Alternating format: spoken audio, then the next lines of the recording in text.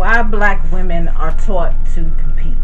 Today, we are exploring jealousy and envy from the perspective that it has been indoctrinated in us.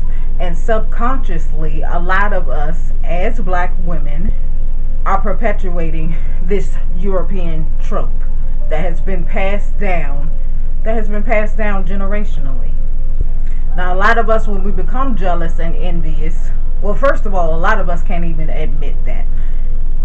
A lot of us can't even admit that we are jealous or envious of another woman, which is why I like to explore it so much from a different perspective on my channel, because it is a big issue within our community amongst our gender.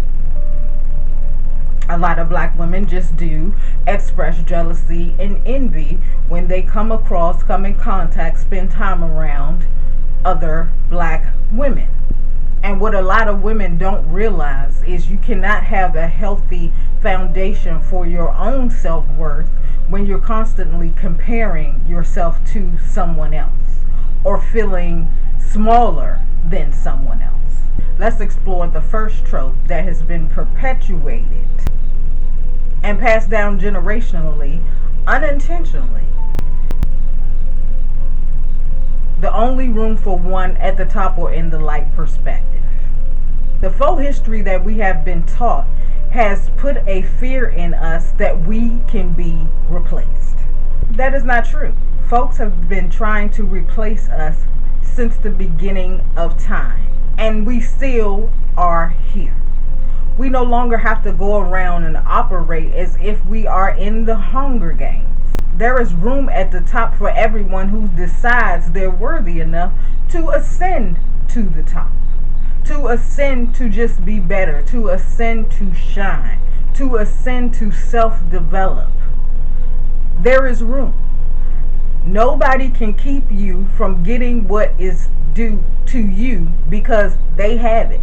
What they have may look similar to what you want, but it's not what is deemed by the universe for you. We have always been the trendsetters since the beginning of time. Everything out here that is being perpetuated comes from us. So we need to start moving in that energy as if we know who we are and begin to take our place and start supporting each other to be better women instead of trying to stand on each other's neck. We no longer need to seek permission to be who we already are. Just be that. Start living from your own blueprint and work on that rather than utilizing energy to focus on the next woman. Don't hate on her. Allow her to move how she moves, and you perpetuate your groove. The next perception that has been instilled in us is the comparison trap. No two women on this earth are deemed to be alike. Therefore, your experience in life is not going to be alike, and any kind of trophies or any kind of accolades, trophies, or status of success that you may achieve is all about you. It has nothing to do with the next person. So you don't need to continually compare yourself. Now there's a difference. Somebody's life or their accolades or level in life can definitely inspire you. I definitely have women that I look up to that inspire me. But I don't need to compare myself to them because I am walking in my own path, on my own journey, spiritually grounded in my own mission. And you can comfortably do that when you understand that success is not a limited resource, rather an infinite frequency. And when you do the work inside yourself to have the worth enough to take the steps to achieve your goal, then you don't have to focus on what the next person has, what the next person is doing, or being in fear that they can keep you from accomplishing your goal.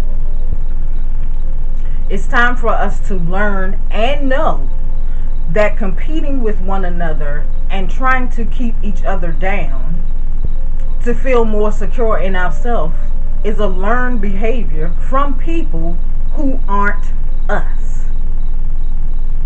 It's as simple as that. Some traps that affect our community today is the house feel Negro and the light skinned, dark skinned Negro. Those two things were used to control and divide. So they would make one feel better than the other by giving the house Negro and the light skinned Negro a few more biscuits than the other Negroes. However, you still were a Negro. To combat this type of thinking, we have to start to develop our own self-worth from the inside for ourselves, not based on your physical appearance or your economic status. That has nothing to do with your self-worth. That is the only way that we're going to be able to overcome this type of thinking and allowing this type of thinking to still control, divide, and conquer. Closeness to whiteness. Now, like I said in the beginning of the video, we are not only just trendsetters, we are creators. Everything that you see being done, we did it first. So I don't know why people, well, I do understand. A lot of people don't understand and truly know our true history and where we began. They only believe what has been told to them and what they have learned in books. So they feel like they need to be next to the ones who appear greater, but they're not really greater if they're just copying and pasting something that was already done prior to them.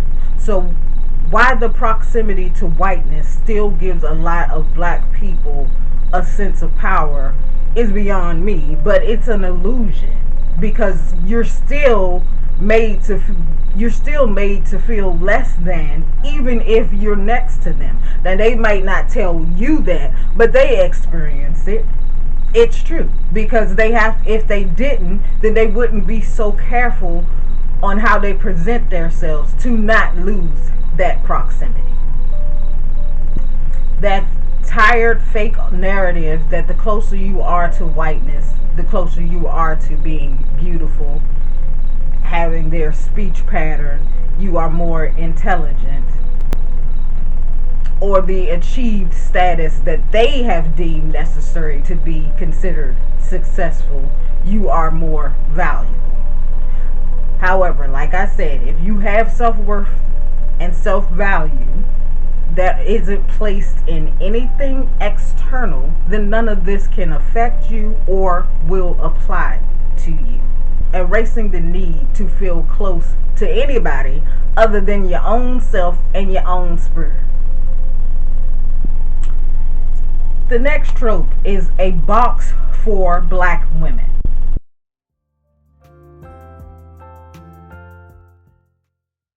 Black women in to keep them feeling like they aren't worthy enough, or that they have to do X, Y, and Z to appear worthy, to appear valuable, to deserve respect, to be treasured. They have decorated us with labels about our culture and expression. We're too loud. We're angry.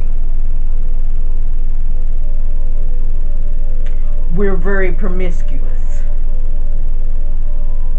And then we have adopted some labels and carried over that work on and place it on ourselves, amongst ourselves. Oh, she thinks she like that. Oh, I can't stand her because she ghetto. Oh, her hair nappy. Her hair short. all of these labels have been designed to keep us feeling low about ourselves. And then when we perpetuate labels, and then when we take those labels and perpetuate them in our own way and place them on others like us, black women, we are doing the work to keep ourselves low. And that is for all of us. I don't care if you come from money and you're educated, or whether you don't come from money, you're not educated. Whether you grew up in the suburbs, in a mansion, or whether you grew up in the projects. When one of us does it to the other one, it has the same effect. And it is working in the favor of people who aren't us. We need to replace those labels and start to interact with one another on vibration. And then the tried and true divide and conquer, which is what all of this is about. It teaches you to hate yourself, to hate one another, to compete, so you can be divided. So the light-skinned people can feel better than the dark-skinned people. So the house Negro can feel better than the field Negro. However, the Negroes are never working together to speak up against the actual opposition, because we're too busy infighting each other. Now, I know a lot of you may not have connected jealousy and envy. This is why I like to explore jealousy and envy from different perspectives, so we can learn to overcome this, so it at least can get better. Or what I can at least say is I'm doing my part to try to make things better within our sisterhood, because the constant infighting and hating based on external things, external people, small things that really have nothing to do with developing your spirit, is a waste of time. Well, leave your thoughts about this subject in the comments, because I know I can't be the only one that is perplexed by the level of jealousy and envy that exists between us. I would like to start a healthy dialogue and see what kind of ideas and suggestions that you all may have to combat this issue. Well, until the next time, stay glitz.